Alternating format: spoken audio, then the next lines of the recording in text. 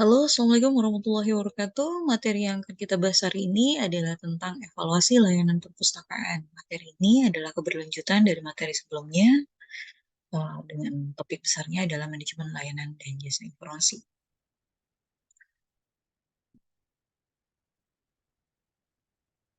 Oke, sekarang kita masuk ke tujuan pembelajaran terlebih dahulu. Ini untuk memastikan bahwa setiap mahasiswa akan memiliki capaian pembelajaran khusus untuk materi ini ada 5. Yang pertama adalah saya berharap mahasiswa dapat menjelaskan tujuan dilakukannya evaluasi layanan, ya. Yang kedua adalah mahasiswa dapat menjelaskan langkah-langkah melakukan evaluasi itu seperti apa. Yang ketiga adalah mahasiswa dapat menjelaskan teknis evaluasi, ya, karena selain kita tahu, oh, kita akan melakukan evaluasi nih di perpustakaan. Lantas bagaimana prosesnya, bagaimana langkah-langkahnya, itu harus kalian ketahui. Yang keempat adalah mahasiswa dapat menjelaskan prosedur evaluasi koleksi fisik maupun elektronik. Karena koleksi yang ada di perpustakaan itu bukan hanya dalam bentuk fisik, tetapi juga tersedia dalam bentuk elektronik, maka kalian juga harus mengetahui bagaimana cara melakukan evaluasinya. Yang kelima adalah mahasiswa dapat menjelaskan ruang lingkup dari penyiangan. Penyiangan adalah salah satu kegiatan penting yang harus kita lakukan di perpustakaan, dan penyiangan masuk dalam bagian evaluasi. Nah, karena tidak mungkin suatu perpustakaan akan terus menampung atau menyimpan koleksi yang ada waktu yang tepat, yaitu pada saat melakukan evaluasi, koleksi-koleksi yang uh, bisa kita kategorikan ke dalam tidak prioritas lagi, atau nilai manfaatnya sudah berkurang, maka kebijakan dari perpustakaan boleh melakukan penyiangan terhadap koleksi-koleksi tersebut. Sekarang kita masuk langsung ke bagian materi, ya. Nah, kita mulai dengan pengertian dan tujuan dari evaluasi terlebih dahulu. Ini penting untuk kalian ketahui. Sebenarnya evaluasi itu apa sih? Mungkin kita udah biasa ya untuk eh, oke, kita lakukan evaluasi-evaluasi seperti itu. Tapi sebenarnya makna sebenar dari melakukan evaluasi itu seperti apa? Kita spesifikkan langsung, evaluasi layanan merupakan suatu alat ukur kinerja perpustakaan yang digunakan untuk menentukan keberhasilan berjalannya suatu perpustakaan dalam memberikan pelayanan kepada pemustaka. Tentunya dalam suatu pelayanan itu tidak semuanya mulus, ya, tidak ada yang langsung perfect gitu, tidak ada. Tetapi kita bisa melihat pencapaian layanan kita, misalnya dalam satu periode, dalam satu tahun, itu bagaimana. Apalagi yang kita layanin itu pemustakanya beragam, ya, multikultural.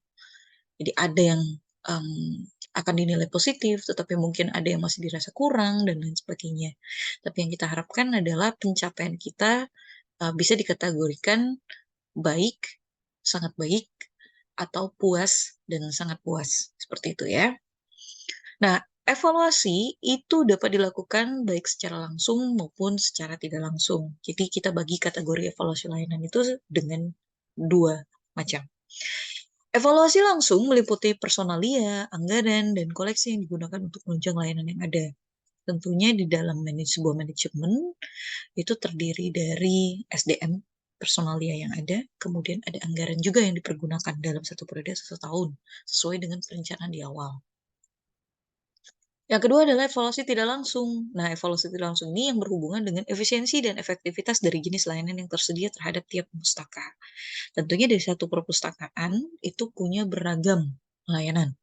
Ya, idealnya layanan-layanan tersebut hadir karena adanya kebutuhan dari pemustaka yang kita layani.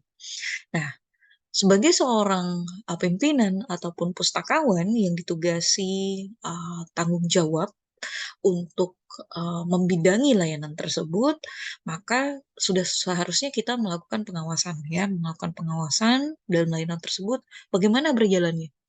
Apakah layanan yang ada itu sudah efisien, ya, tidak memakan waktu yang lama dalam pelayanannya, misalnya sirkulasi. Oke, untuk peminjaman dan pengembalian buku bisa dilakukan dalam waktu 1 sampai 2 menit. Nah, itu sudah efisien. Tapi kalau ada yang harus menunggu sampai 30 menit, wah, itu sebenarnya udah keterlaluan ya. Nah, jadi kita akan melihat evaluasi tidak langsung itu yang modelnya seperti itu. Apakah efisiensi dan efektivitas sudah tercapai pada jenis layanan yang ada di perpustakaan? Nah, itu akan menjadi bahan koreksi kita dan akan menjadi bahan laporan untuk didiskusikan bersama di laporan akhir atau di rapat tahunan, biasanya seperti itu.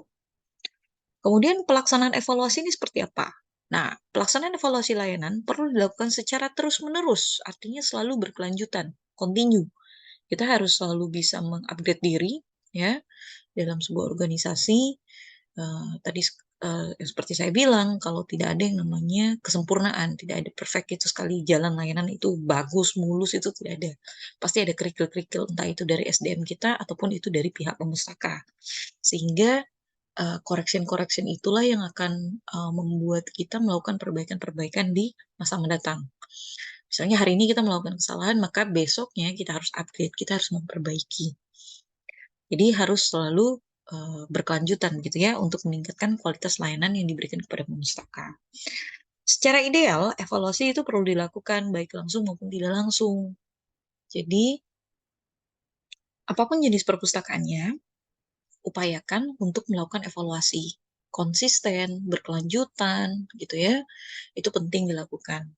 Nah, bagi kalian yang suatu hari nanti menjadi pimpinan ataupun menjadi koordinator bidang layanan, ya layanan apa saja itu, maka eh, teori yang hari ini kita bahas, silakan Anda praktekkan dengan baik.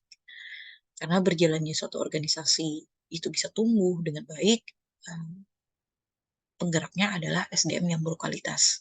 Jadilah SDM yang berkualitas dengan mengimplementasikan apa yang sudah kita pelajari di perkuliahan. Tujuan evaluasi layanan perpustakaan. Oke, saya bahas satu persatu ya. Yang pertama adalah mengetahui perkembangan layanan.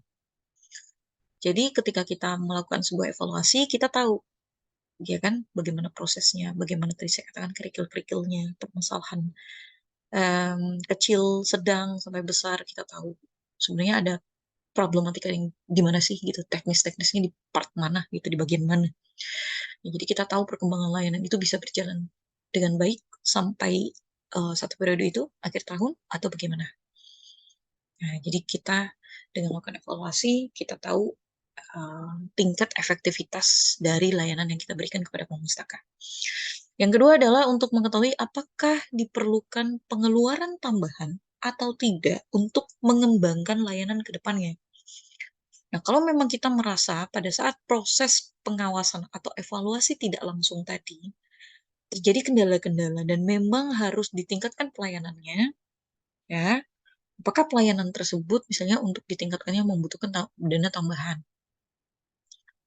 Nah, itu perlu kita pikirkan gitu, karena kan belum belum selesai nih masa periodenya. Ya, apakah kita harus um, mengeluarkan ide-ide, mengeluarkan tenaga, mengeluarkan biaya-biaya kos-kos lainnya untuk menghasilkan kualitas layanan yang lebih baik dari hari ini, misalnya seperti itu.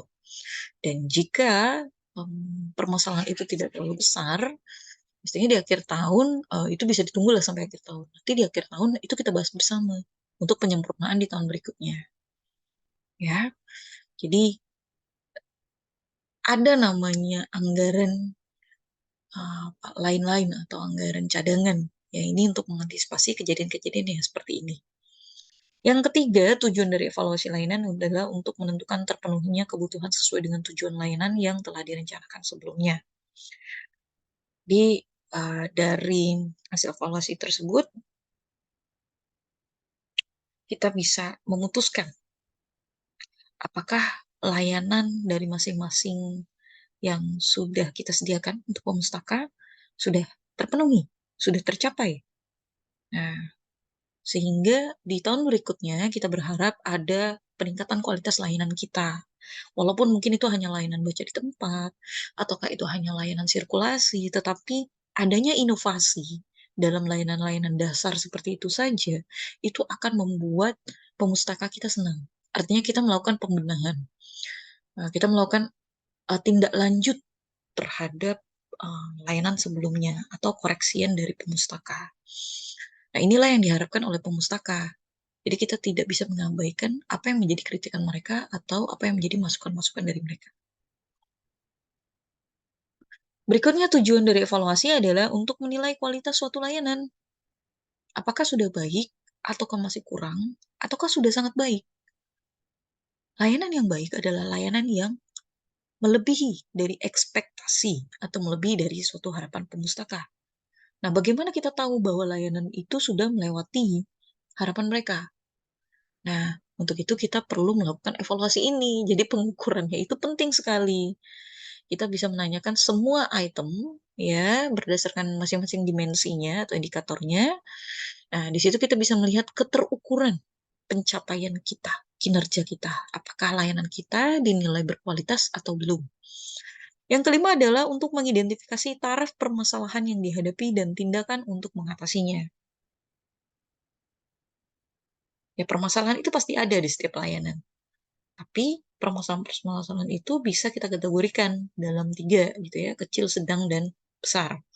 Nah, mungkin yang kecil-kecil itu bisa langsung kita respon, bisa langsung kita tindak lanjuti.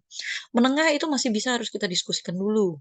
Nah, bagaimana pemecahan masalahnya agar permasalahan di tingkat sedang itu bisa kita tindak lanjuti dengan segera juga. Nah, kalau besar, sepertinya kalau permasalahan besar ini harus dihandle bersama. Dan ini biasanya membutuhkan diskusi mendalam dengan pihak uh, internal. Contohnya misalnya dengan pimpinan instansi gitu ya. Sehingga untuk kedepannya permasalahan yang besar ini bisa teratasi keberlanjutannya di tahun berikutnya. Berikutnya untuk mengidentifikasi perbedaan kebutuhan masing-masing. Karena yang kita layani itu adalah berbagai macam karakter manusia ya. Pemustaka itu kan banyak banget karakternya. Nggak bisa kita samakan semuanya. Walaupun mereka punya misalnya background pendidikan yang sama, mereka dari apa jenis kelamin yang sama atau umur yang sama, tetapi tidak bisa kita mengkategorikan individu satu dengan individu yang lain itu sama, tidak bisa. Sehingga identifikasi kebutuhan masing-masing personal ini sangat hampir tidak mungkin untuk kita penuhi, tetapi kita bisa memberikan perwakilan-perwakilan atas komunitas yang ada. Yang terakhir adalah untuk merencanakan public relation dan penyiaran informasi. Idealnya sebuah perpustakaan itu bisa membuat rangkuman atas semua kegiatan yang mereka lakukan, terutama bagian layanan, sehingga bisa memberikan pelaporan juga kepada masyarakat atau kepada pemustaka yang dilayani lewat misalnya laman websitenya atau sosial medianya, ya. Bentuknya seperti apa? Nah, inilah rencana public relation-nya. Kita akan melaporkan hal-hal positif yang atau pencapaian positif yang telah dilakukan oleh perpustakaan selama satu periode atau satu tahun tertentu. Kemudian kita juga perlu melakukan penyiangan sebagai bagian dari evaluasi layanan. Ya, saya bilang ada koleksi-koleksi yang mungkin sudah nilai gunanya turun, gitu ya, manfaatnya sudah berkurang, dalam artian intensitas pemakaian koleksi tersebut sudah sangat-sangat jarang. Nah, itu sudah boleh kita singkirkan, sudah boleh kita pisahkan dari koleksi-koleksi yang masih memiliki nilai guna manfaat yang besar. Nah, penjagaan informasi ini bukan hanya untuk koleksi-koleksi tercetak saja, tetapi koleksi-koleksi elektronik juga termasuk di dalamnya. Karena untuk koleksi elektronik, walaupun fisiknya tidak disimpan dalam perpustakaan, tetapi kita punya storage kan, kita punya penyimpanan uh, awan atau penyimpanan digital di mana punya space juga gitu. Jadi kalau misalnya koleksi-koleksi tersebut memang tidak terlalu banyak yang pakai, ya kita bisa delete, kita bisa replace dengan koleksi-koleksi lain yang memiliki kebaruan, begitu ya. Oke, berikutnya ada tujuan evaluasi untuk memperoleh feedback. Kita tidak bisa mengabaikan pemustaka, ya kita tidak bisa cuek sama pemustaka karena penilaian suatu perpustakaan itu berhasil atau tidak, itu tidak terlepas dari feedback mereka, ya. Jadi akan sangat disarankan, apapun jenis perpustakaannya, silakan meletakkan kotak saran, gitu ya, atau kotak penilaian untuk mengukur kualitas kita. Kita nggak boleh acuh dan merasa bahwa pelayanan yang kita berikan itu sudah sangat baik, gitu ya. Nggak bisa, kita nggak boleh sepercaya diri itu. Jadi kita harus bersifat kooperatif, gitu. Kita harus bisa membuka diri, mendapatkan kritik, saran, dan lain sebagainya, bahkan penilaian kita dapat bintang berapa nih? Bintang 1, 2, 3, 4, 5. Nah, seperti itu. Berikutnya untuk melibatkan pemustaka dalam proses. Pada sampai poin ini, ya, sama halnya dengan tujuan-tujuan yang lain, layanan itu bisa berkembang karena ada pemustaka yang memakainya. Nah, dengan kita melibatkan pemustaka, hasil dari kita melakukan evaluasi ya, berarti kan ada follow up di situ ya, ada tindak lanjut dari perpustakaan. Nah, kita bisa melibatkan pemustaka nih dalam proses-prosesnya, gitu, untuk apakah itu um, pada 1 tahun berjalan tersebut, ataukah nanti kita libatkan di proses akhir, untuk mendapatkan pertimbangan dari pemustaka, ya, bagaimana untuk meningkatkan kualitas layanan. Karena bukan hanya sekedar memberikan penilaian, kritik, dan saran, tetapi kita bisa bertanya kepada mereka, kira-kira apa yang mereka inginkan, apa yang mereka butuhkan. Itu menjadi pertimbangan buat kita ke depannya. Nah, dengan kita ibaratnya discussion group, jajak pendapat atau musyawarah seperti itu, kita bisa mendapatkan hasil yang baik untuk perbaikan kita nanti, atau tindak lanjut dari evaluasi kita. Yang terakhir, untuk menghasilkan pertimbangan-pertimbangan dasar dalam proses. Ya, jadi serangkaian evaluasi yang kita lakukan, kita bisa seperti merekomendasikan. Jadi kalau misalnya dalam sebuah makalah itu ada yang namanya bagian saran, ya. Jadi ada beberapa pertimbangan yang perlu kita tindak lanjuti agar perpustakaan itu bisa lebih maju ke depannya. Jadi kita tidak bisa mengabaikan pemustaka sebagai salah satu stakeholder kita juga, gitu ya, sebagai customer yang kita layani. Nah, bagaimana langkah-langkah dalam melakukan evaluasi? Nah, yang pertama adalah menentukan tujuan evaluasi terlebih dahulu. Silakan Anda sebagai pengelola perpustakaan melakukan atau merincikan tujuan evaluasi. Nah, berikutnya silakan mempersiapkan, ya, mempunyai bahan pembanding seperti itu. Untuk apa? Untuk melihat keadaan yang ada dengan yang ideal. Misalnya buku-buku standar, buku pedoman, atau perpustakaan lainnya, ya, untuk kita melihat pencapaian kita gimana, kemudian kita padankan dengan yang lebih ideal. Jadi kita bisa mengoreksi tingkat keberhasilan layanan kita. Yang ketiga adalah metode yang dipakai dalam mengumpulkan data. Nah, kita harus memilih dari sekian banyak evaluasi. Jadi evaluasi perpustakaan itu banyak banyak ya. Ada self goal, ada lip goal, nah gitu. Atau kita mau pakai yang metode general, itu juga ada untuk evaluasi. Nah, silakan pilihlah best method, ya. Pilih metode terbaik yang bisa kita implementasikan untuk evaluasi layanan kita.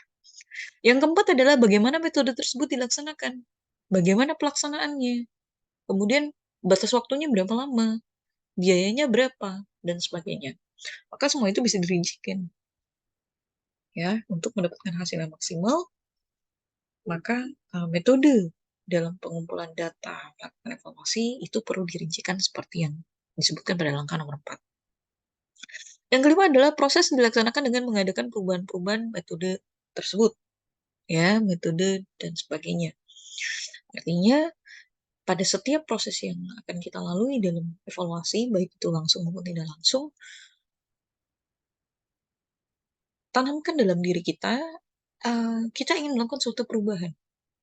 Nah, jangan semuanya dinilai baik, enggak juga, gitu ya. Pokoknya tidak ada yang mulus 100% gitu. Walaupun minus sedikit gitu ya, tapi kita tetap harus melakukan perbaikan. Ya, ya, ibarat nilai A, B, C, D, E, nah, kan yang kita harapkan adalah pencapaian nilai A. Tapi kalau misalnya A-nya masih A minus, ya nggak masalah. Tapi berarti kan harus ada perbaikan. Langkah berikutnya adalah data yang sudah kita kumpulkan tadi, mari kita analisis. Misalnya, kunjungan perpustakaan dalam satu periode hanya 25 orang per hari. Nah, ini harus kita tingkatkan. Nah, seperti itu ya. Oh, berarti animo pemustaka untuk datang berkunjung ini masih rendah. Nah, bagaimana kita meningkatkan animo mereka? Oke, kita bikin proses-proses misalnya digencarkan melakukan promosi, kemudian melakukan sosialisasi, atau bahkan kita mengadakan event-event tertentu untuk menarik minat mereka. Nah, itu bisa. Jadi, data yang sudah kita kumpulkan tadi melalui metode yang kita pilih untuk melakukan evaluasi layanan, kita analisis. Kemudian ambil kesimpulannya untuk memecahkan masalah yang sedang dihadapi. Gitu. Jadi, tergantung sama data ya. Jadi kalau datanya kita nilai itu kurang, kita rembukan bersama, kemudian untuk kita mengatur strategi berikutnya. Kira-kira mau kita apa ini untuk perbaikan? Seperti itu ya. Nah, jika itu belum bisa kita laksanakan pada tahun yang berjalan juga, kita bisa merencanakan di tahun berikutnya, ya. Jadi kita membuat sebuah rekomendasi untuk perbaikan program. Perbaikan programnya macam-macam, masih dalam program yang sama, masih dalam layanan yang sama, atau kita bisa membuat sebuah layanan baru. Jadi dasar kita membuat sebuah layanan itu bukan karena suka-suka pimpinan, bukan karena ide brilian pimpinan juga, bukan. Tetapi berdasarkan data. Oh, memang kebutuhan pemustaka itu seperti ini, maka kita membuat layanan baru. Nah, bagaimana melakukan teknik evaluasi? Yang pertama, kalian bisa melakukan wawancara. Apakah itu personal, ataukah itu discussion group? Ya, silakan memilih metode wawancara yang tepat. Ya, wawancara itu macam-macam lah pokoknya. Ya, yang kedua adalah kalian juga bisa bikin kuesioner. Kuesioner ini bisa online, bisa tercetak juga. Biasanya kalau tercetak kita bisa letakkan di front desk, gitu ya, di bagian sirkulasi. Nah, kalau misalnya online itu di bagian website. Tuh, jadi biasanya sebelum kalian bisa mengakses ke website, kalian akan ditampilkan sebuah kuesioner dengan periode tertentu pengisiannya. Ya udah, kalian isi tuh untuk kita mengevaluasi layanan yang ada. Berikutnya bisa dengan observasi langsung. Nah, pustakawan itu idealnya bukan hanya menjaga gawang gitu ya, menjaga desknya masing-masing, tidak. Kalau perlu kita melakukan observasi langsung, kita melihat misalnya bagaimana nih perilaku dari pemustaka ketika berada di perpustakaan, entah di layanan A, layanan B, layanan C. Nah, bagaimana mereka? Nah, dari situ kita bisa analisis. Oh, ternyata pemustaka ini suka membaca tetapi yang metodenya terbuka. Oh, ada yang suka membaca tapi dengan cara diskusi dan lain sebagainya. Kemudian ada juga survei pendapat. Ini juga bisa dilakukan. Kemudian bisa melakukan pengambilan sampel dan data statistik juga. Jadi perwakilan aja nggak secara menyeluruh, karena kan kita nggak mungkin bertemu oleh keseluruhan ya kan. Jadi kita batasi dengan waktu tertentu dan orang-orang yang terpilih, gitu ya. Orang yang terpilih ini bisa secara accidental, atau bisa dengan kita ambil secara random aja pada saat kita bertemu, bisa. Kemudian yang terakhir kita juga bisa bahas secara studi kasus. Ya, misalnya di case-case tertentu pada layanan tertentu ditemukan beberapa pustaka yang uh, bukan bermasalah ya, tetapi lebih ke membuat sesuatu di luar ekspektasi dalam layanan misalnya seperti itu. Nah, jadi kasus tersebut itu bisa kita pelajari, kasus tersebut itu bisa kita dalami dan kita cari solusinya. Jadi metode atau pendekatan dari evaluasi itu macam-macam. Nah, diantaranya adalah 6 ini. Jadi, evaluasi pemustaka itu harus memiliki pemahaman yang jelas tentang pemustaka potensial dan aktif. Wajib bagi seorang pustakawan untuk mengenal dengan baik siapa pemustaka yang mereka layani. Ya, untuk yang kalian layani, siapa sih pemustakanya, karakternya bagaimana, itu harus dipahami dengan baik. Agar dapat membantu perpustakaan untuk lebih memahami kebutuhan mereka. Jadi kita jadi pustakawan itu bukan hanya melakukan pengolahan di balik layar, ya, tetapi kita juga harus bisa berinteraksi dengan pemustaka, memahami kebutuhan mereka seperti apa. Informasi ini pasti akan berguna untuk proses perencanaan yang dilakukan perpustakaan ke depannya, ya. Nah, sehingga kalau kita bikin dalam sebuah pertanyaan, bagaimana sih karakter dari pemustaka dan seberapa sering mereka menggunakan perpustakaan? Ini pertanyaan dasar. Oke? Tapi dari dasar ini kita bisa mendapatkan sebuah data, kita bisa mendapatkan sebuah pernyataan yang bisa kita olah dalam laporan untuk perbaikan. Yang kedua, apakah pemustaka menggunakan jasa layanan yang tersedia? Layanan udah kita sediakan banyak. Ada nggak layanan yang mungkin jarang dimanfaatkan, layanan yang jarang dikunjungi? Nah, itu perlu kita eksplor kenapa mereka jarang. Apakah karena tidak tahu, ataukah memang tidak membutuhkannya, ataukah tidak tahu bagaimana cara menggunakan layanan tersebut. Nah, ini perlu kita lakukan analisis. Bagaimana karakteristik dari mereka yang tidak menggunakan perpustakaan? Itu juga dianalisis. Saya yakin, misalnya perguruan tinggi, punya banyak prodi, misalnya seperti itu. Mahasiswanya juga beribu-ribu. Nah, em, tidak semua pemustaka itu bakal datang kan? Tidak semua mahasiswa itu bakal datang ke perpustakaan. Nah, kalaupun ada yang datang ke perpustakaan, tetapi mungkin tujuannya bukan untuk membaca atau mencari buku, nah, itu juga ada karakternya seperti itu. Nah, kita bisa melakukan analisis bagaimana karakteristiknya.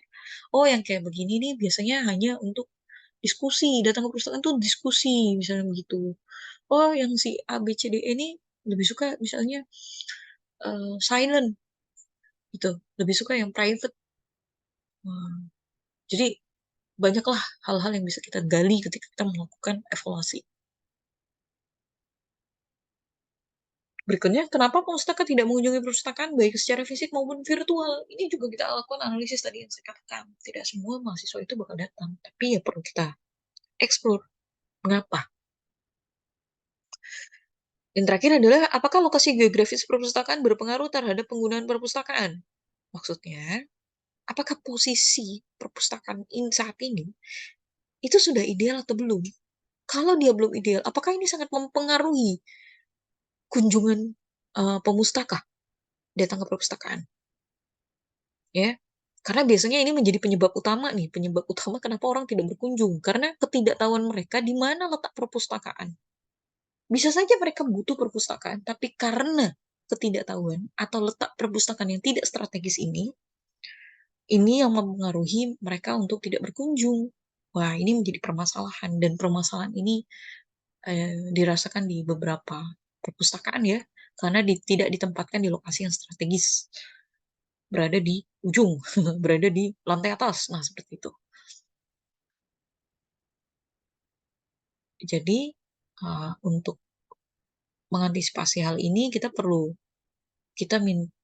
minta pertimbangan langsung, kita minta penilaian langsung dari pemustaka. Apakah benar demikian? Itu ya.